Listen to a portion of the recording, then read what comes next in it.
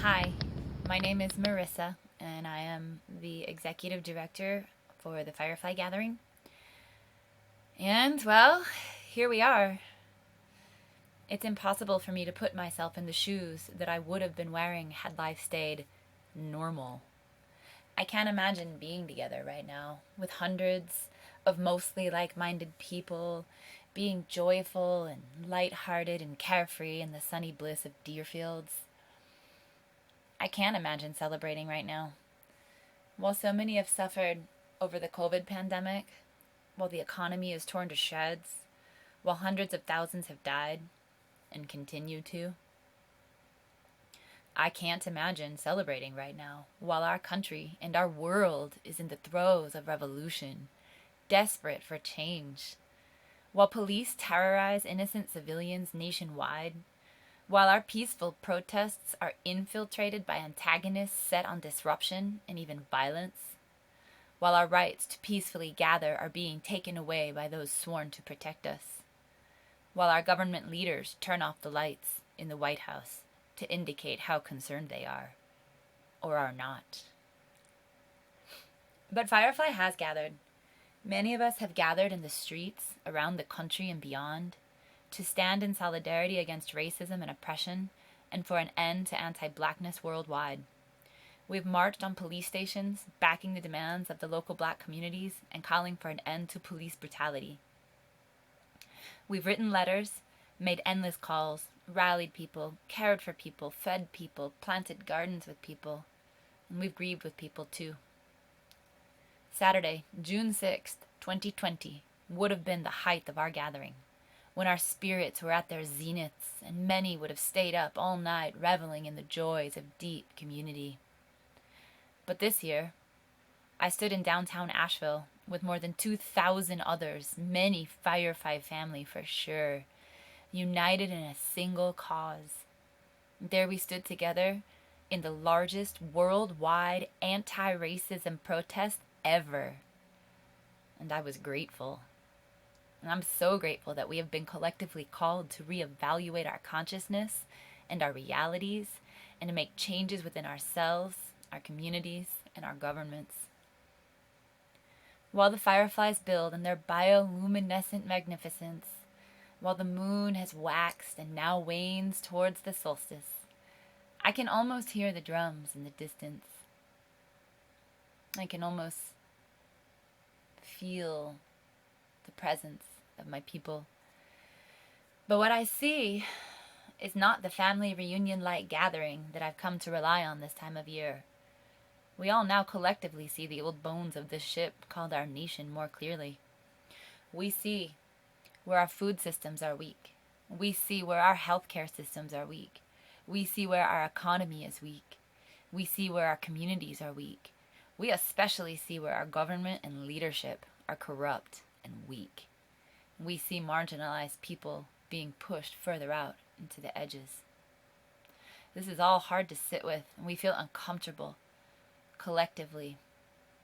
And yet we see other things, too.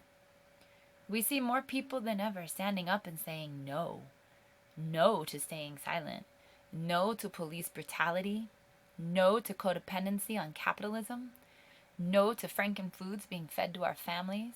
No to unsustainable energy. No to corporate entities being recognized by our government as individuals and plundering our planet for personal gain. And when I look around, I see more people than ever finding and dwelling in their deepest empathy and then sharing that. I see more people than ever putting seeds in soil and connecting with the rhythms of their food source. I see more people than ever finding their voices and using them to demand change. I see more people than ever acknowledging their privilege and doing their own personal work to dismantle racism within themselves.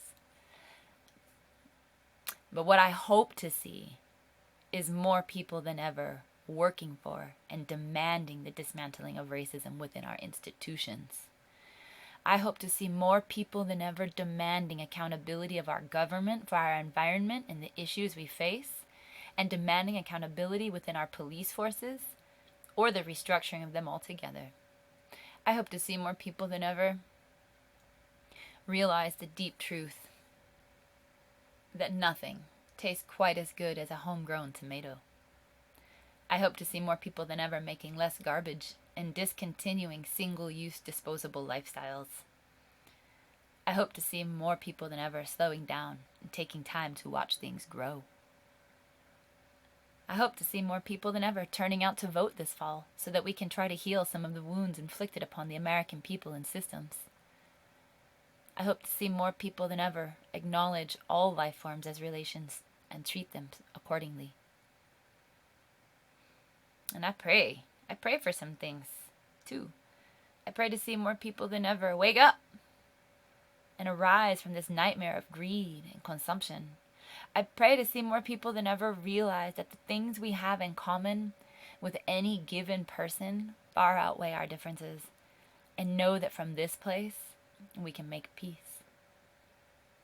I pray to see more people than ever remember that we are inextricably woven with every other life form on this planet, and that what happens to one happens to us all.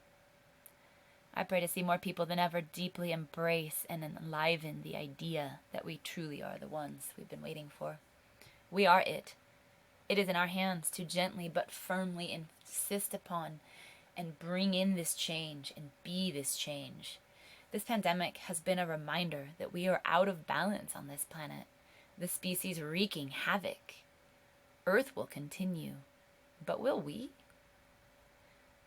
I'd like to share with you an excerpt from the poem Hieroglyphic Stairway by Drew Dellinger. It's 3:23 in the morning, and I'm awake because my great-great-grandchildren won't let me sleep. My great-great-grandchildren ask me in dreams, "What did you do while the planet was plundered? What did you do when the earth was unraveling? Surely you did something when the seasons started failing, as the mammals, reptiles, birds were all dying? Did you fill the streets with protest when democracy was stolen? What did you do once you knew?" We are in a time of deep knowing. We can no longer stay blind and silent. Our future ancestors are banging on the doors of our hearts and our cells because their future stands in peril, and the future existence of so many life forms, all in our hands.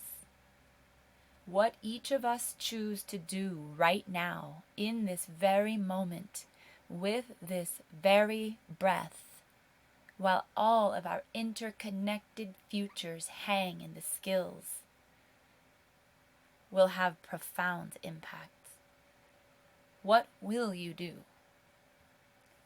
This is a statement from Crazy Horse, a great Lakota warrior, as he sat smoking the sacred pipe at Pahasapa with Sitting Bull for the last time, 4 days before he was assassinated. Upon suffering beyond suffering, the Red Nation will rise again, and it shall be a blessing for a sick world. A world filled with broken promises, selfishness, and separations. A world longing for light again. I see a time of 7 generations when all the colors of humankind will gather under the sacred tree of life, and the whole earth will become one circle again. In that day there will be those who carry knowledge and understanding of unity among all living things, and the young white ones will come and ask for this wisdom. I salute the light within your eyes, where the whole universe dwells. For when you are at the center within you, and I am in that place within me, we shall be as one. It is my deepest and most heartfelt prayer that we see the fulfillment of this great prophecy come to pass, and that all of us connected to this sprawling family called the Firefly Gathering will each stand up and be the great being whom we came here to be.